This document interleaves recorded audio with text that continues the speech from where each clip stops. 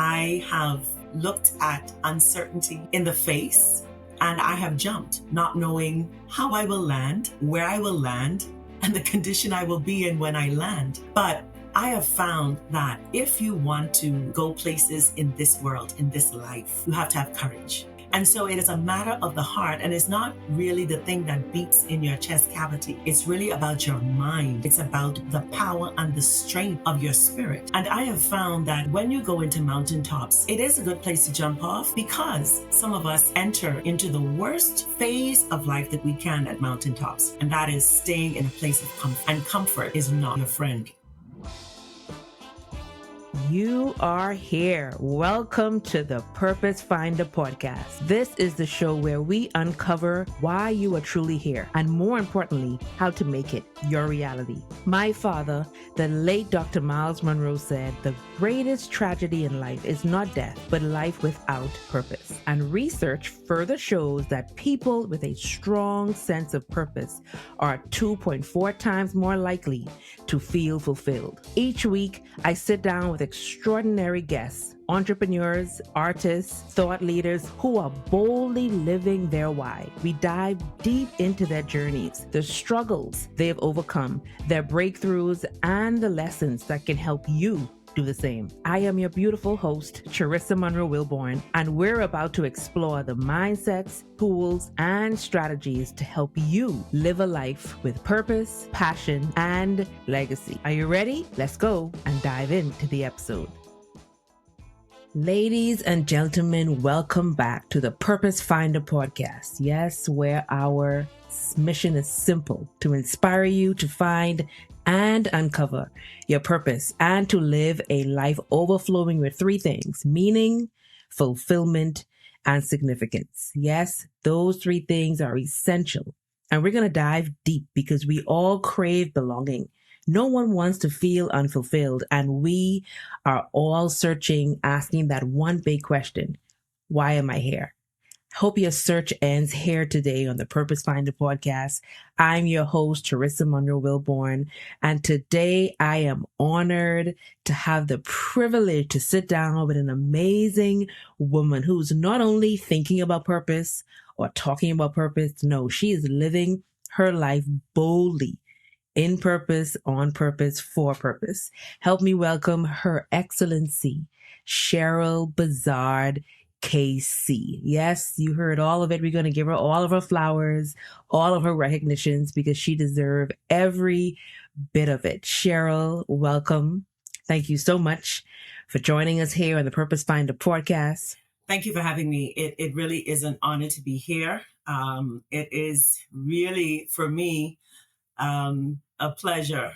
And that is really grounded in the fact that to see you carrying on the legacy of your father, Dr. Myles Munroe, who was a friend of mine and also someone who just defined purpose, not only for the Bahamas, not only for Bahamians, but globally. And so it's just an honor to be here with you. Absolutely. Thank you so much. Thank you for that. And I know the people don't want to hear me go down a list of bio and read, but they do want to hear you, and they do want to hear your heart. So would you tell us a little bit about what you've done, where you work, what you do in the world, and how are you making things, how are you building this legacy of significance in the world today? Thank you for that. And when you introduced, you used a prefix and you used a suffix. So just to explain, Her Excellency is based on the fact of being the ambassador to the Kingdom of Belgium and the European Union. And the KC at the end of my name, I am a barrister or an attorney by profession, and King's Counsel is the designation, really the highest designation that one can have as a barrister, called to the bars of England and Wales and the Bahamas. And so God has been good. He's been faithful. And you know, when you are faithful and when you try to work in excellence, or not try, but when you do things excellently, then it is seen and rewarded. So I am grateful for what has been accomplished so far in my life, but it has been a long journey. And I'm sure you will ask the questions to see where I've come from and to where I am today. Well, no, take us there. You're about to take us on this journey. You just painted this picture of you on the mountaintop. I love that you went into all of that. We see you on the mountaintop on what I'm going to call a high Yes, pedestal. And, uh, you just talk about doing things in excellence. And when you see things done in excellence, then people see you. yes. But you weren't always on the No, mountaintop. You were there. There were some valleys. There were some lows. And I sure I'm not the only one who can say, man, she is living my life, or I can see myself in her, because we have all gone through some valleys and we've all gone through some yes. lows. So tell us what some of your lows and valleys and not so high points have looked like on your journey. Yeah, thank you for that question, really. And it's really the cadence of life, that there are highs and there are lows. Let me just go back to my beginning. I am the 16th child of my parents. Yes, 1-6, not 6, 16. Same father, same mother. In fact, I was not supposed to have been born, because after my mother had her last set of twins that I followed, the doctor recommended that she have no more children and that she should go into a tubal ligation. She refused it. 18 months later, I was born, and my mother had no more children after me, and she never had the procedure of tubal ligation. So it tells you that I belong here. And then, to top it all off, I was born on the fifth day of the fifth month and the fifth daughter. And so the number of favor and grace really highlights my life. And so when my mother was a house stay at home mom, they call it now. And my father was a police officer. So coming as a 16th child from that financial background, you don't expect university is not in your future. You don't expect to get beyond, let's get through high school and let's be done and get back into the workforce. And so it started as being the last, but I'm grateful for the fact that, sometimes he who is last is sometimes called up to be first. And so that was one of the greatest challenges for me. The other thing would be that after going through being the 16th child, my parents had a round bed in their house. So a spread had to be made for this bed because you couldn't find it in the stores. And there was a piece of cloth left over, and a dress was made for me, a green dress. I'll never forget it. And when I wore this dress, someone came up to me and said, you'll never amount to nothing. All you would do is wear these polyester dresses, and you'll never drive like your mother. I was 5 years old. I remember it distinctly. And I purposed in my heart, in my mind, in my spirit at that point that I would not fulfill this dooming prophecy that was placed over my life. And from then, I began the journey to excellence. I began the journey to overcome no matter the odds. And so when you have those kinds of backdrops, and I'm grateful to God that, it really didn't stop me, but it propelled me. And it's really my makeup, because if you give me a challenge or if you dare me, then you're asking for it, because I am going to do anything and everything in my power to make sure that I prove anything that is negative over my life incorrect. And, I found out at a very early age that I did not need external validation. I found out my worth. I found out who I was, and I found out whose I was. And so those have been the things that have earmarked my journey to these places that I should never have been. I remember when I wanted to go to law school, I was working as the first magistrate's court clerk in the Bahamas. And my father at the time, coming from their background, would have believed that, well, that's a job. You have a good government job. And, sometimes we have to remember that good is the enemy of great. And so what he saw as good for me in my life was not what was to be the great in my life. And so my father said, well, we have no money to send you to university. And so I worked for a year as a magistrate's court clerk. I saved the money. I used that money to pay for my first term, to pay for the airline ticket to get to England. and to pay for the taxi to take me from the airport in London to the university in Buckingham. And that was how my journey began. I didn't know where I was going. I was 18 years old. I didn't know what this journey would look like. I was going to a foreign country, a place I'd never been so far away from home before. But I was determined because I felt it was my purpose at that point. It was something I wanted. I don't come from a background of lawyers or a lineage of lawyers. And so to have this dropped into my spirit, and what is dropped into your spirit, God makes a way to equip you and to make doors open for you to get you to where your heart's desire is. So when you talk about, man, I'm writing notes, because let's go back to something you said and I'm like, that is a nugget. You said goodness is the enemy, or Yes. good is the enemy of greatness. Yes. Dive a little more into what that really, really means to you and how you can advise others who are settling at good. Well, I like that you use the word settle. And life sometimes, and even the best of friends with the best of intention and family, tell you that this is good enough. What more do you want? This is sufficient.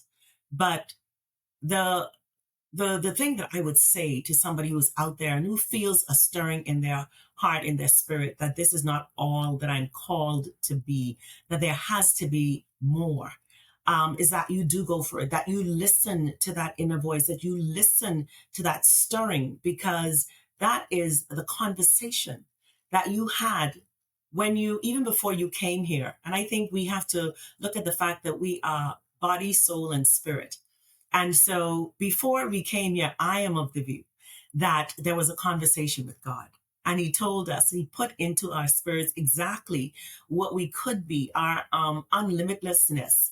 And sometimes we don't know why we have these stirrings, but when we have them, it's really a call to say there is more out there. And so don't settle. Don't ever settle. I mean, if I were to continue on with the story of my journey as to where I went as from being a lawyer, you would see that every stop was sufficient. Every stop will have garnered an applause, but yet every stop was not the apex. And in fact, even now, I am still of the view that I have not yet reached my greatest destination. How you have Her Excellency in the front of your name. You have King's Counsel at the back of your name. And then you still say with confidence, I am not at the apex Yes. of where I'm supposed to be and who I'm supposed to be. Like that is amazing. And there are some people who haven't even accomplished or done that amount of work in their life doing that. And they're fine with where they are. I've arrived. I've done all I can. There's nothing else that I can do. There's no more for me to Right. be. And they're settled. Right. And you're encouraging us, ladies and gentlemen, she's encouraging us to not settle. Don't settle for good. Don't settle for mediocre. Don't settle for where you are. There's always room for growth. There's always room for more. And it doesn't mean that we have to be greedy. I'm sure you're not saying it, Cheryl, in terms of, I just want more. Please give me more prefixes and more suffixes. No, it's just when God made you, when your creator designed who you were to be, he gave you all the potential, all the gifts, all the talents. And then he said, now I need you to fulfill this purpose. Yes. He did that knowing very well that you would multiply it, if you will. You would not just give it back to him the same way he gave to you. Yeah. Oh, Cheryl said she is not, sir, ma'am, at the apex of who she is to be. Mind you, she's walking around with Her Excellency, her Excellence. I love it. I love it. Son Excellence in français. Excuse me. Hold on. Say that again. So excellence. How did I sound? It's good. It's really good. Good first attempt. Oh my goodness! So you're in Belgium. Belgium would be the yes, because it's a resident position. It's not a non-resident position, and so It is in Belgium itself and basically in the capital of Brussels. And so it has been quite a journey. But before I go there, I can also tell you that why I can say that I am not completed because my purpose and my mission is not tied to a title. And I think so often. Hold on. You must say these things slowly for my audience who are listening, who want to write it down, who want to tweet it, who want to repost and reshare. Say that again. And I'm going to write down as you say it. I indicated that purpose is not found in a title. And so for me, the next is always about what other gifting that I have that the world needs, that I need to give to the world. And so being Her Excellency, or being, as we say in French, Son Excellence, really does not move me. The question is, am I in the right season? Am I doing what I need to do? And we also have to know when seasons end. And see, that is when, if you know that purpose is not rolled up in a title, you can easily give up, let go of certain seasons in your life because your life is not tied to that title nor to that season. Cheryl said, purpose is not tied up in your titles. And I appreciate that because one of the things that you and I were talking about off stage was the challenges that you went through along your journey. And you mentioned someone telling you that you will never amount to nothing. And I look at that as a form of rejection and denial and declination. Like there's someone telling you you will never, but you chose to rose above that.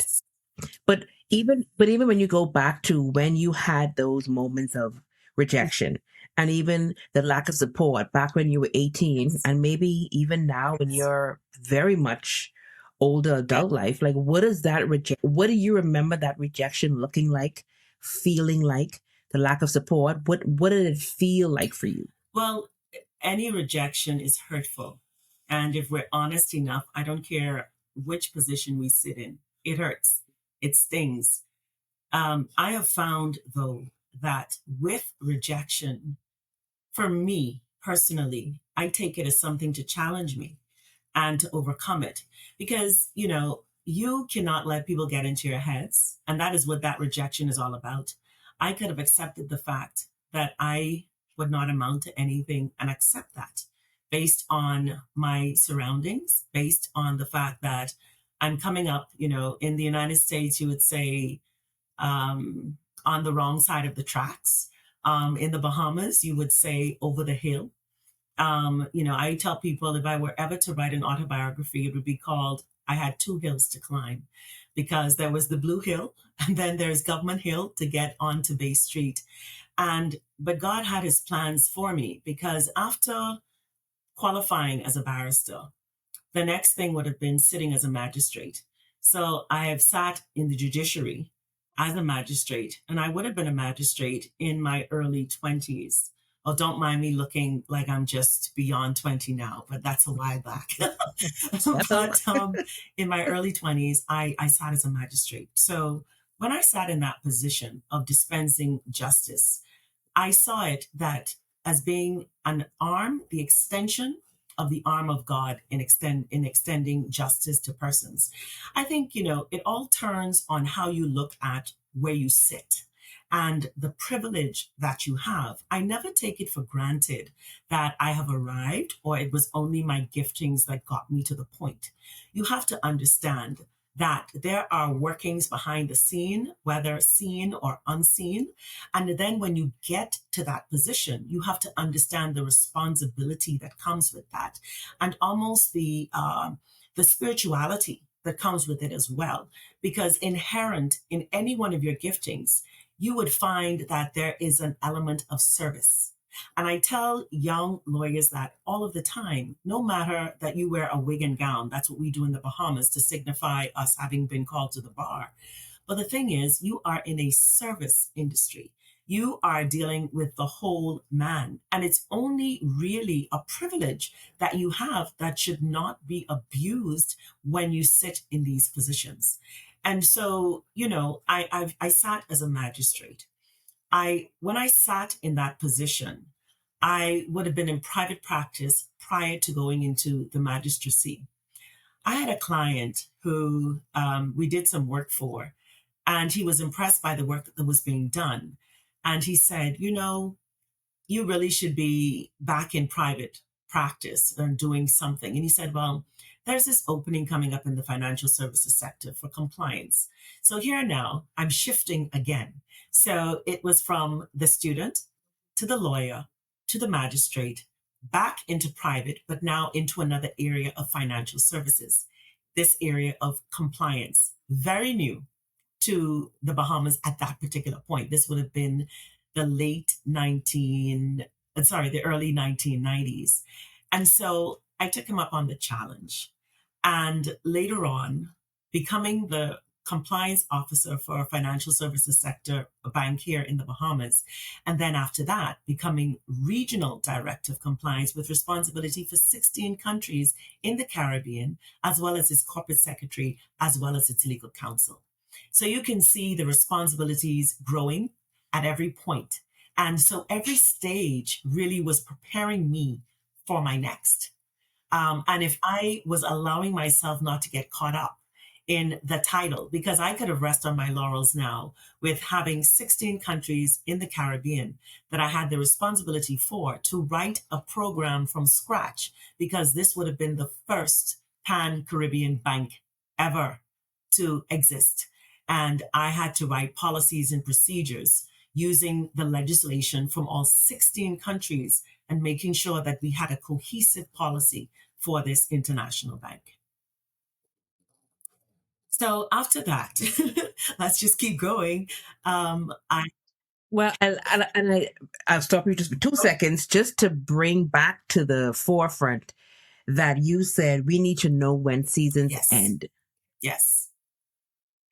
And oh my goodness, that was major, because I think a lot of us, we sit in one particular season too long. Mind you, the season itself has Yes. ended, but we're imagine still wearing winter coats and winter every gear in the summer when it's 90-degree weather. Well, like a lot of the no, but you're in a point of Ichabod. The glory has departed. Exactly, and a lot of us bring on challenges and adversities in our own lives because we don't want to recognize that the season has changed and it's time to let go and move on, if you will. And then you said every stage I'm writing down, so I'm looking at what I wrote. Every stage in your journey has prepared you for the next. For the next stage, for the next season, which means that even though at one particular season, in one particular part of your journey, it was challenging, it was hard, like you still chose to learn from that. You still chose to pull the lessons from that. You still chose to live up to the challenge and say, okay, for my next one, like I'm ready. I'm built for this. And that is how character, like one of the ways, I think one of the greatest ways, only ways to build strong character is to have gone through something. Adversity is important. Adversity is necessary. And so I as the host of this podcast, I harbor on the adversities of a lot of my guests, because where we are is the mountaintop is always going to be fine. It's beautiful, but how did you get there? You didn't die because you're there. You survived, but how did you get there? And it's in your how did you get there that you get to help someone else who is struggling, who at the sound of our voice right now is contemplating, do I want to live a life? Do I want to continue in this pain? Do I want to continue being rejected? Do I want to have no one follow me and support me. I can't do this. But here you are. And you're like, I've gone through people telling me that I'll never amount to anything. I've gone through being one of 16. I can only imagine what that looked like. I've gone through some things, but here I am. Even though title doesn't matter, I've earned it. I've earned the King's Counsel, if you will. And I've earned the right to say, people, let me bring it back to your remembrance. She is not at her apex still. You've earned the right to even be okay with saying that. So just for others to know that even though I am at the hill, even though I am in the valley, the mountaintop is still an opportunity.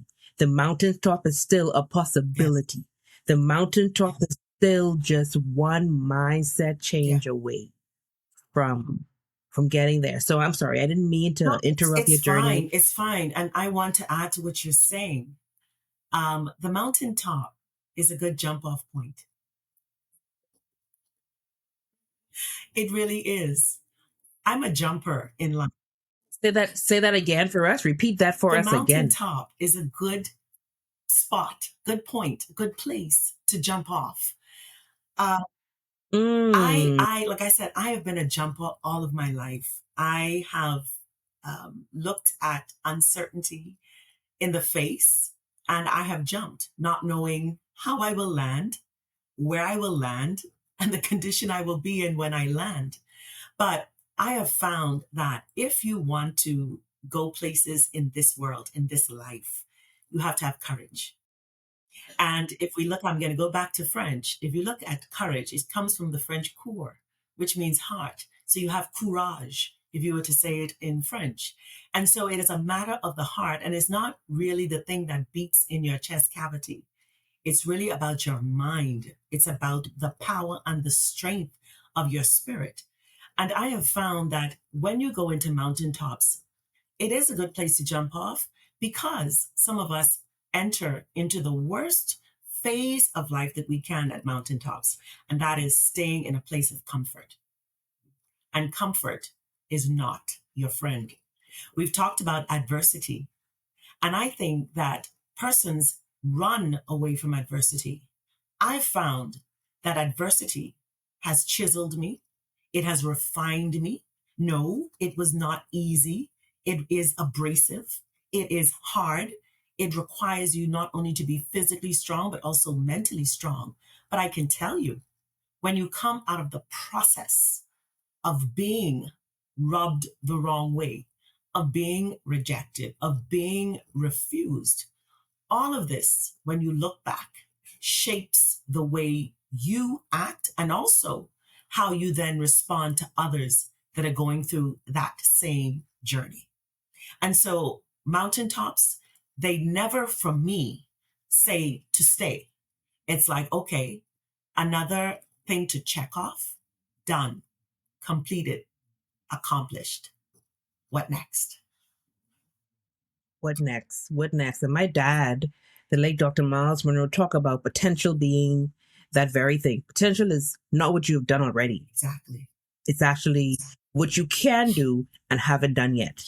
That means there's always something left, like still for us to do. Yes. And one of the greatest enemies of potential is your previous success. Exactly. It's almost like, I have the prefix HE, I have the suffix KC, I'm good. When there's so much more that you can get. I mean, how do you know God doesn't eventually want to elevate you to king and queen of a territory? Like that would be, and still not the apex, but it'll be another apex beyond settling for, I've accomplished this, I've succeeded in this area, I'm good. But I love that you share that you don't just let your potential just be where you're at. No matter how high you think you may have gotten in your mind, my purpose doesn't stop here. My potential doesn't stop here. And would you say, as you go through your challenges and adversity, Cheryl, would you say that you build some resilience along the way, or would you say that it was always there? Oh, I mean, definitely you build the resilience. You would notice that the brooch I'm wearing is that of a dandelion. It's not just something that's to embellish my outfit. It Beautified. really, because it's a symbol of resilience. It's also a symbol of a weed, or what people see as a weed, but it will grow through every crack. Mm. So it tells you that no matter what is put before you or in your way, if you just keep pushing, if you just keep saying just one more step, if you keep saying that, yes, I can do it, if you keep believing in the transformative power of change, then you can break through whatever is the walkway in your life to reach the sun and to grow and to show your beauty. Um, the challenges that will be put before you will be because sometimes what I have found in my journey is that sometimes people see your greatness even before you see it. They see what you carry even when you don't see it because you're not looking for it. You're so busy trying to be all that you could be, trying to fulfill purpose, trying to, in the words of your father, die empty. In fact, that is my mantra in terms of at the end of the day, I want death to be chasing me to say, I thought she was over there under that title and doing that over there. And like, oh, no, no, no, no. Last time I saw Cheryl, she was, down the road, come find me. And so that at the end of the day, everything that was put in me to be drawn out and to give back, I would have done it. However lofty in people's estimation or however small in people's estimation, if that is something that I was designed and designated to give out and to carry and bring here, I want it out. I want it out. Absolutely. And I would love to talk about, because in my Yeah. eyes, I have known you for some time. You're a very humble person still. No matter how high on the mountain Yeah. you are, no matter what apex you have reached, how have you, through your journey, even now that you're on this end or this side of finding and discovering your purpose, how have you managed to maintain this level, or any level for that matter, of humility? Well, Hey, purpose seekers. If this conversation has you thinking about your purpose, what it is, how to find it, and how to truly live it, then I have something just for you. Introducing the Purpose Finder Formula. And you have the free access to my 20-minute training designed to help you uncover your purpose and to start living it with confidence. No fluff, no guesswork. It's clear, practical, step-by-step guide to finding meaning and gaining clarity and direction. Your purpose is calling. Are you ready to answer? Head over to www.charissamonroe.com/purpose finder formula. Enter your info and I'll send it straight to your inbox. Imagine waking up every day knowing your life has meaning, impact, and joy.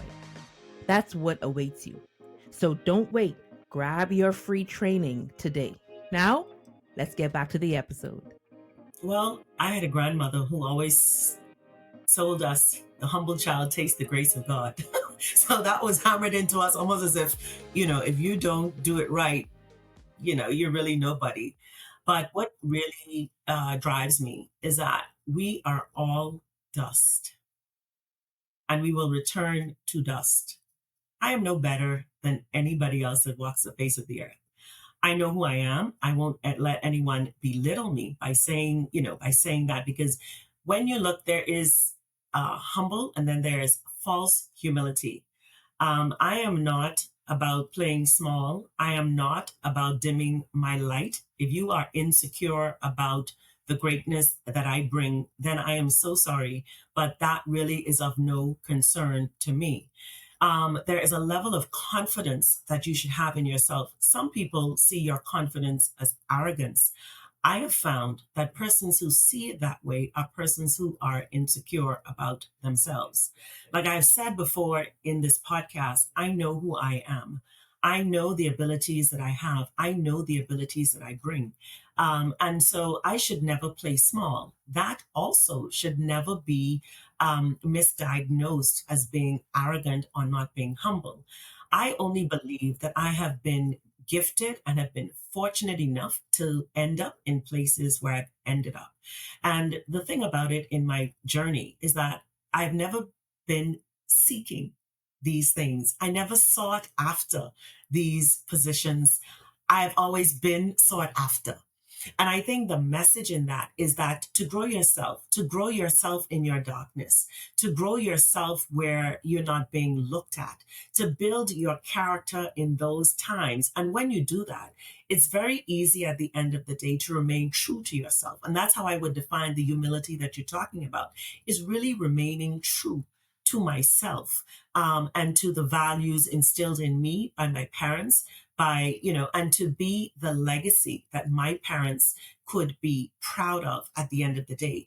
And so I know that I carry so much with me in my name, in who I am, in whose I am. And so I never take that lightly. And I take that with the full responsibility that there has to be a way that I carry myself in that. But I would never, ever, the thing is, if you talk to the janitress, and the funny thing is that the relationship that I've built up in Belgium includes, the person who cleans the office. Every afternoon she comes, we say, like, don't speak English in this room. We're just speaking French. And we have this relationship, to the point where she feels, and she said to me, she said, you're an ambassador. How come you're talking to me? And it was like, I'm like, listen, I'm human, just like you. You have a function to play.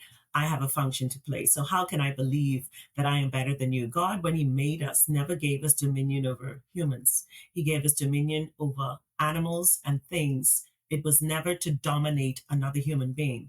And so once you keep that at the back of your mind and understand that we're all the same, some people just have not had the opportunity. I'm fortunate enough to have had the opportunity, and I carry that with a great deal of responsibility. I have so many questions I want to ask you. Because as soon as you talked about the janitor or the janitress, and the fact that she's of a mentality that I don't even belong in this room, much less belong talking to you. I should be in this room doing what I'm doing, and you shouldn't even see me. And she was open enough to say to you, like, you are who you are. Why are you even? And the fact that she would think that she isn't worthy enough, that she isn't valuable enough to be spoken to just because you are a human. Before you are a janitor, before you are a janitress, you are a human. That brings you up or down to the most simplest form of who you are. And then before you, Cheryl, are a magistrate or ambassador or a king's counsel, you too are human. So that levels the playing across the board. And I'm happy that she was able to ask that question and you were able to answer her, because I would hate for anyone of you listening to my voice, listening to Cheryl's voice, to this podcast over the next year, to think that you don't deserve to be in a room. You don't deserve to be a part of a room. You don't deserve to be seen.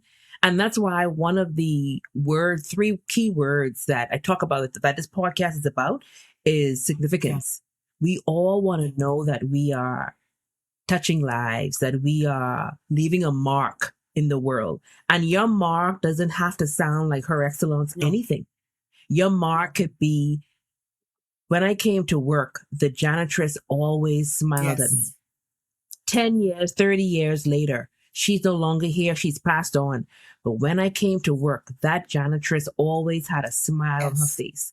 That's a mark. That's a mark. Like, what I love about our Creator and what I love about purpose is it comes in so many different shapes, sizes, colors, textures. We don't all have the same purpose in life. We don't all walk the same. We don't all talk the same. We don't look the same. We don't have to travel. We don't have to leave. I mean, we could just have a great purpose and significance in our backyard. Definitely. And our position, our positions don't have to be anything. Well, your position is more higher than mine, so your purpose is greater than mine. No, that's just not the way that that's not the way that it was intended. That's maybe the way that society is building it out to be, but that isn't the way that it was intended. Definitely not. It's really about impact. It's about how you make a person feel, that you have the power to empower, that you have the power to lift up a head that is, bent down or bowed down because of what someone said or because of life's experience. You have been gifted these experiences, not for yourself, but as an ability to share with others something, to show them something about themselves. I mean, we got to the point where I said, listen, whatever it is. So she has my cell number. And I remember one day I was traveling and I didn't tell her that, oh, I won't be in the office the next day. And, she sent me a note, are you okay? And I'm like, oh yeah, thanks. I'm great, whenever you need it. And so this is how we correspond, as if she was another ambassador who has the contact. It has nothing to do with that. It has to do about the caring, about learning about her family, her learning about my family. Because at the end of the day, we all have the same challenges, no matter what skin we're in, no matter what title we carry. And sometimes you would find that wisdom comes from very exceptional places where you least expect it. And we all need each other. Life is a circle. And it's amazing sometimes how, when you look at some people's lives and how just a turn of events and you're up, they're down, you're up one day the next. That's how quickly life changes. And I think it behooves all of us at the end of the day to act in a manner whereby, depending on what happens in this scale and balance of life, that because of who you are, what you've been to people, how you've encouraged people, that no matter what your title is, where you find yourself, someone will remember that this person was kind to me. I remember putting a posting the other day. I don't know who the author is. It says, just find a way to be kind, or find a way to be quiet. You choose. Mm. And they both can be very powerful.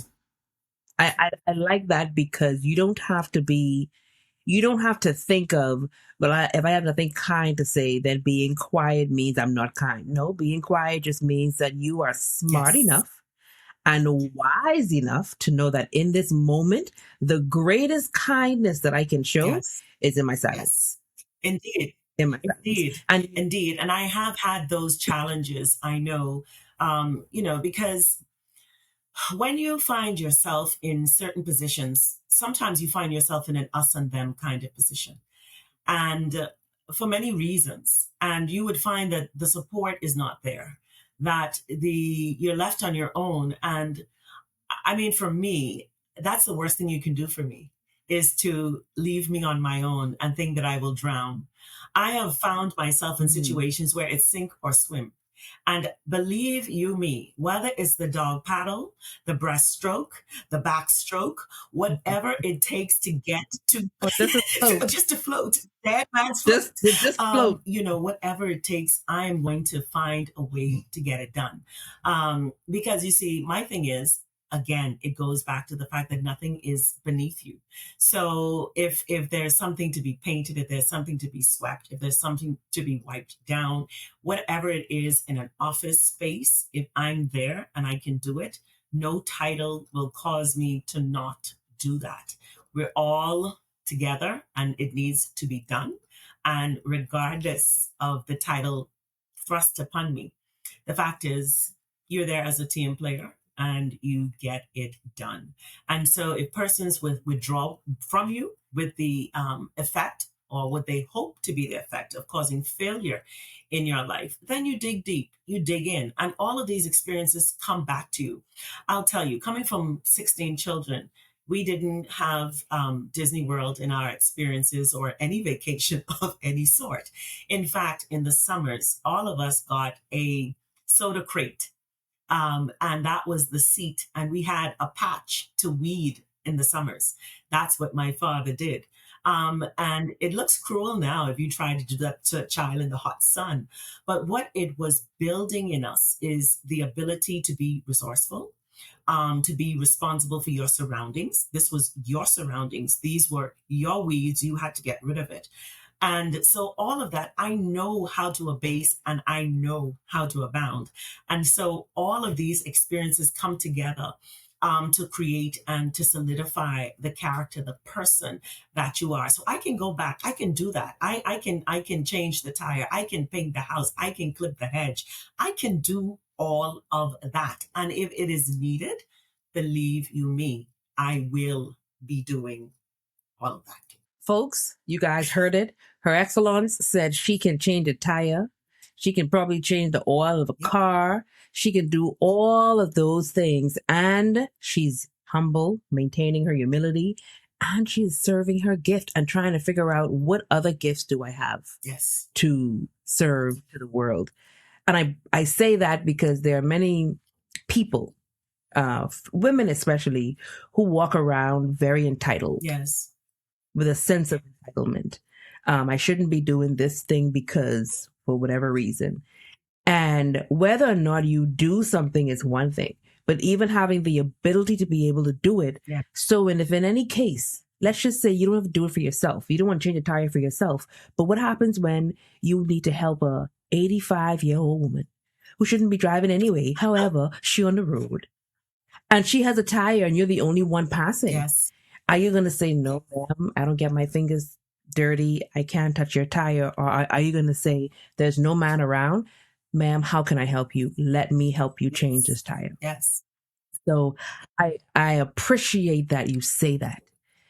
You may not change tires now, which I'm sure is the case, but there was a time when you needed to, and now along the way, if you did, you would. Definitely, without hesitation. Without hesitation. Absolutely. One of the things you mentioned was being in a room and you would tell whoever's in the room, we're not going to speak English, we're going to speak French because that's where you are. Were you always French speaking or that's something you picked up along the way? I did French in high school, St. John's College. I did Spanish in high school. I did Spanish. I did French. And being in Belgium, I've also learned Dutch. So, ik spreek een beetje Nederland. Ook. As you've been in Belgium, how long? So far, it's been 2 years in Belgium. Physically being in 2 years, my appointment would be 3 years now. There was some time to get there. And so I am really coming to the end of my tour of duty, although there has been a request to extend. But the question is, what is my next? And has this season come to an end? Now, you said there's a request for you to extend. Yes. Does that mean that we go all the way back to something you said at the beginning of when you do things in excellence, you will be seen? Should we, is it a fair assumption that we can say the reason why they're asking Cheryl Bazard to stay on longer is because in the last 2.5 going on 3 years, you've just shown yourself to be true. You've shown you've only done excellent work there. Mm-hmm. Is that a safe assumption? It is. When I went to Belgium and being in the capital of Brussels, I had determined within myself that I was not the ambassador to Brussels. I was the ambassador to Belgium. And so on holidays or weekends, I would visit other cities. I would, get in with persons who live there to find out their way of life, what is important to them. I was at cultural events. I was very involved in terms of an organization called the Organization of African, Caribbean, Pacific States, which is the largest transnational international organization that covers these 3 areas of the Caribbean, the Pacific, and Africa itself. I was chair of the SIDS, the Small Island Developing States Forum, which deals with the issue that is very germane to all of us in these SIDS countries in terms of climate change. So I've chaired that. I've chaired the Ambassadorial Working Group on Anti-Money Laundering and countering the financing of terrorism in that organization. I've also chaired the business diplomacy. I have probably attended the national days of other countries to let them know that the Bahamas was present And whatever I was needed in whatever capacity to make sure that the Bahamas was seen and to let them know that the Bahamas was in Europe and here to do business and here to make our positions well known, I did that. Also embracing their cultural affairs with respect to the donation of John Canoe instruments to the Museum of Instruments, and also to, there's a statue called the Mannequin Piss, which is a 20 centimeter statue, but he has 30,000 visitors daily. And so he also got a John Canoe costume, which is now in the museum, which also highlights the relationship between Belgium and the Bahamas, not only politically, not only from a position of the long-standing relationship, but also culturally, so that there is an understanding of us as peoples, what we bring to the table. You have to understand that we are thousands of miles away. And when you hear the Bahamas, people think sun, sand, and sea. But I wanted to say that there was so much more that we offer in terms of services, in terms of financial services, in terms of our work, the skill sets that we can bring to the table, and really to show that we were a people who were ready to embrace the world in all of these spheres. And so I understood that Cheryl Bazard never spoke in Belgium. The Bahamas spoke whenever I opened my voice, by virtue of the fact that I was the extraordinary and plenipotentiary ambassador of the Bahamas to the Kingdom of Belgium. I took it very seriously. I put on blinders to make sure that my assignment would have been accomplished, whether there was assistance, whether there was no assistance. And you can tell by my response that I am very driven. I am very determined. And if I put my mind to it, and if you give me something to do, you don't have to look back and watch me, because if you have given that to me and entrusted that for me to accomplish, you can go to sleep, because it is going to get done. Cheryl said, you can go to sleep. Yes. Go to sleep, guys. It's interesting that you say that. I just a human. Over my bed, over in my Right. bedroom, over our bed, it says, give it to God and go to sleep. Yeah. And that means tell me what you need, give me all of your troubles, give me all of your needs and your Yes. cares, and then go to sleep. Don't then be up No. worrying. And to hear you as a human, as a mere human who said, like you say, we are all dust. Yes. And here it is, you're saying, you just need to give me one assignment. You just need to give me one goal. The Lord just need to give me one Yeah. purpose, and then go to sleep and rest assured that not only will it be done, but it's going to be done well, Yes. excellence, and it's going to be done multiplied 100-fold. Yes. Go to sleep.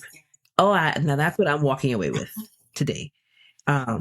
Be that person that can say, okay, good, I heard you, I'll do it, just go to sleep. Go to sleep. Cheryl, I like that. And one of the other things you mentioned, you talked about putting on blinders. Yeah. AKA being focused. Being focused and determined on, you discovered your purpose, you found your purpose, and now this is what I am working towards. And when I listened to all of the various things that you said you did, beyond just your ambassador work. You were a chair here, and you met this need, and you lend a hand here. And I assume that you did it all out of the goodness of your out of the goodness of your heart. You didn't. There was no compensation. So I hear a lot of volunteer work. I hear a lot of service. Tell us a little bit more about why that was important to you. And I think I absorb a lot of what persons have said in the past that make sense and that are, they're timeless.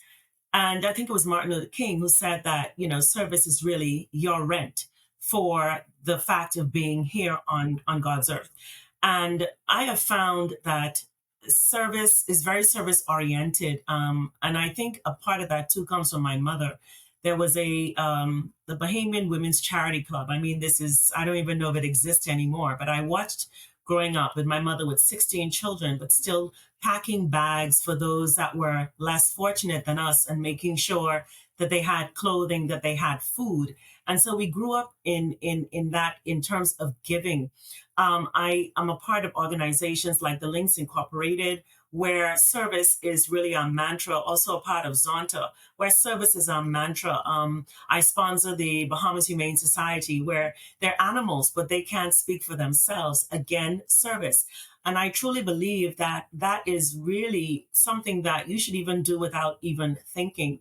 I also hark back to when the Bahamas had the constitutional referendum in terms of equal rights for women and men.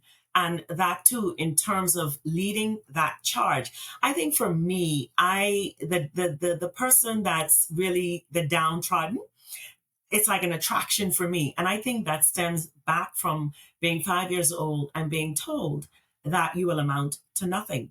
And so it almost became a life thing for me to look at persons and to look at things that showed where persons could not pull themselves out by themselves. And me having been given all of these wonderful opportunities. I mean, we haven't even gone into the political realm of being a senator in the Bahamas as well. And, writing laws and making sure laws that are amenable to a better quality of life for Bahamians straight across the board. And so for me, a life of service, a life of giving, sometimes very quietly, because I do not like to highlight things that I would do for others, but very quietly. You would know back in the day when your grandparents would put something in your hand and close your hands, and that's only between the two of you. And so a part of me still does that quite a lot. Because I can almost sense it in terms of where there's a need. And if I feel that, there is a need there, I would go to that rescue. So it's not all out there. But I believe that if you have, you should give. To whom much is given, much is required. And I think that one of like as I look at your journey, as I look at even my Yeah. personal journey and journeys of a few other people that I can think about, I think one of the greatest way to the top of the mountain is service Yes. and support. It's not all about what you can gain. It's not all about self and if I did this, then it'll be Yes. transactional. What I can get, but just being willing to serve and getting nothing in Yeah. return, But you gain receiving so much nothing more. in return. You really gain, because when you can look at the joy that you bring someone for something unexpected. I like to give surprises. I love to give lovely surprises. In addition to all of that, I cook very well and I bake very well. And so if I know that you have a propensity for a certain dessert, I will go bake it, just show up at your door and just present it. I love those kinds of surprises and giving to people. And so is that kind of thing and I get the joy. I don't know who gets more joy from it, whether the recipient or me having the ability to do it and to give it to you. So I really love that element of service because it really builds us, it grows us, and it always reminds us that we are in a position where it could have been us who were on the end needing, but God has it so that we are the ones who have the ability to give, to be the lender and not the borrower, and to really fulfill somebody's need for that particular time and for that particular purpose.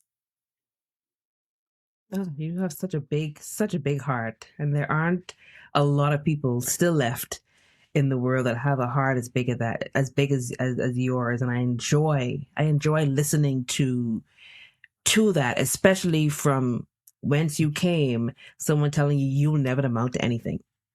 And you could have chosen to take that completely Exactly. different and say, oh yeah, I'm Mhm. gonna show you, and just completely take the negative Yes. side of that. And you chose to take the positive side and still say, I can and I will, and I'm gonna help Yes. others. Yeah. Appreciate that. So Cheryl, if you had to give the best piece of advice to our listeners, what would that be in just a few seconds? My best advice really is never give up, because the best, and I mean, I know it sounds trivial, I know it sounds cliche, but you have not yet seen your best. I have been in places where I felt that, you know what? This really doesn't matter. All of this I'm doing, all of this I'm giving, and you're still getting all of this resistance, and people are still thinking negatively or thinking that you're doing it for the wrong purpose. Maybe I should just quit. So I don't want my story to appear that I just continue to sail through life. I've had moments when I said, you know what? Enough, no more, no más in Spanish. But I persevered. And when I look back over my life, I say, had I stopped here, then I would not have had that experience. Had I stopped there, then I wouldn't have had that experience. So my advice to you is to keep going. Keep going. You have not accomplished the best in your life as yet. I don't care how high you are. I don't care what you have attained in whatever lofty heights you've attained to. Keep going. That's my advice. Never give Never up. give up. Never give up. What is the best piece of advice you have been given by a mentor, a teacher, even a friend? And how did you apply it?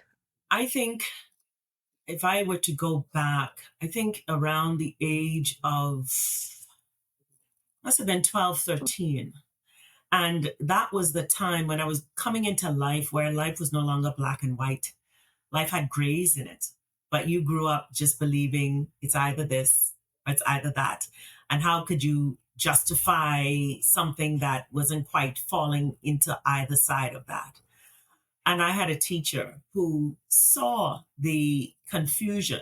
And I never spoke to her, but knowing the student that I was and seeing me, I guess, a bit distracted or disengaged, she sensed it very quickly. And I think the lesson I got from her is to always be aware of those around you, to not be so loud or to be so focused on your life that you don't see the others around you. And by her doing that for me, really, it almost saved me. I mean, and it may not sound dramatic, but I know from a mental and a spiritual perspective, it really caused me, because it could have pushed me back to that negative, you think I will amount to nothing. So let me just show you that, let me fulfill your prophecy for you. But she pulled me back to say, listen, it's not always clear, but you have to walk through it. You have to understand that you're not mature enough to understand. And there may be those out there who think they've gone through everything and they're mature about everything and they know everything about everything. No, you don't. So I don't mean to burst any bubbles, but I mean to tell you that you cannot begin to understand where persons have come from, but you can be that shoulder to lean on. You could be that person who has that awareness that something isn't right. And I can tell you that makes a difference as to whether someone lives or whether someone dies, whether that's physically, whether that's spiritually, whether that's emotionally. Some of us just crave the fact that someone gets me. And that's all that you need to keep going to the next step, to climb the next hill. Someone got me, someone saw me. I think that's, if I can encapsulate it in there, see people. Someone saw me. Try to see people, not for what they put out there, but beyond that. And be discerning enough, quiet enough, wise enough to say, I see you. I hear you. Try to see people. Everybody wants to feel Yes. significant. Everybody wants to feel seen, not even be seen, Yes. just feel seen. And I appreciate that. Cheryl, allow me to say thank you. Thank you. And I'm saying thank you for myself. I'm saying thank you for my parents. I'm saying thank you for the years that I've known your family. I'm also very, very good friends with Monique. And you all have been at the apex, if you will, at the mountaintop, but never once did you not lend a hand when that hand was stretched out. Yes. And many occasions, I was one of those hands that was stretched out. Um, Monique, who was the Deputy Consulate General of the Bahamas to the U.S. in Atlanta, and as I think about just the whole family and the way that all of you have grabbed on to this notion of I'm going to serve my gift and I'm going to do it well. Yes. And not even until someone sees me. I'm just going to serve my gift, period. And then I've watched all of you, especially you and Monique, just go from from what was your apex at the time to even greater works. And I want to just celebrate you. I want to give you all of your flowers. I look forward to the next mountaintop that you're going to get to, because once you're at one mountaintop, any other mountaintops that you can now look at are now Yes. valleys Yes. or seasons you would have learned something. Yes, definitely. And so I am privileged, truly privileged, and it's an honor to have you grace the Purpose Finder podcast with your presence, with your gifts, with your talents, with your potential, and with your journey of purpose. Well, I can't let you just journey of purpose. I just want to also say how privileged I am to be in your presence, because you do come from royalty in terms of the line of your mother and your father, who I've been privileged to know. And I can only tell you that the seeds that they have sown, that you have yet to reap. And I just want to encourage you with the fact that your best is yet to come. In fact, and it will not be under the spotlight or the shadow of your parents. You will come into your own, in your own right, into the own legacy to create for you and your children and those generations that are forthcoming. And I wish you every good success. And please know that my hand remains extended, not just Monique's. My hand remains extended to you for whatever you need from me. I will be there to stand. If it's in the shadows, I don't mind that. Once you can accomplish what you need to accomplish, and I can be a bridge, whether I can be a door, whether I can be a window, or just a very still small voice to whisper in your ear and to remind you of your greatness, I stand ready to be that person for you. Oh, Cheryl, thank you so much. I'm not going to shed a tear. We're not doing this. But thank you so much. Ladies and gentlemen, you just heard from a great friend of the podcast, Her Excellency Cheryl Bazard KC. And we have learned so much from her journey, from her lessons, from her life's purpose in discovering why she is here and how she's living her life so boldly on purpose. And Cheryl, I've been ending the podcast talking about one of the things that I love ever so much, and that's food. And you just happened to mention that you're a chef. I wish I knew this. I would have been dropping little hints all along. So I must ask, the audience would love to know, what is your favorite food and favorite restaurant? That can be in the Bahamas. That can be in Belgium. Maybe when we visit there one day, we get to go. What do you like to cook? What's a good food that you enjoy? I just love like any kind of food. I have done, of course, they're the Bahamian meals. So the peas and rice, the macaroni, that kind of stuff. I do that. But I also did a gourmet class at the then College of the Bahamas. So I've also done gourmet cooking. So if you want a rack of lamb or if you want a cordon bleu, I can do that for you. And then I also do baking. So if you want the banana bread, the potato bread, the cinnamon rolls, I can do that for you too. So it's very, very wide. And I really don't want to limit myself to a restaurant, because I'm just really wide in my appreciation for very good food. So whether it's Thai food, whether it's European, whether it's Bahamian, whether it's Caribbean, a jerk every now and then, maybe even an oxtail, it is just wide. And so as wide and varied as my experiences have been, that's how I've kept my palate very, very wide to appreciate. Ladies and gentlemen, and she's multi-talented, Cheryl. I love you. Thank you so much. Thank you. We will be having you again. But thank you so much for your time. Thank you so much for saying yes. And we've learned so much from you. ladies and gentlemen. Thank you for watching. Thank you for being here. And we hope that what you have learned today has helped you to answer that question just a little more than before you came. We hope that the lessons and the gems that you heard today are going to help you to live a life of meaning, to help you live a life of fulfillment, and to help you live a life of significance. Until next time, see you soon. Bye. And ladies and gentlemen, that is a wrap on this episode of the Purpose Finder podcast. I hope today's conversation lit a fire within you, because purpose isn't just something you chase. It is something you live every single day. If this episode resonated with you, don't keep it to yourself. Leave a review on your favorite podcast platform. Your feedback helps us reach more people on their journey to purpose. Let's continue the journey together. Join the Purpose Finder community on Facebook for exclusive insights, tools, and a tribe of purpose-driven people just like you. And remember, the two most important days in your life are the day you are born and the day you find out why.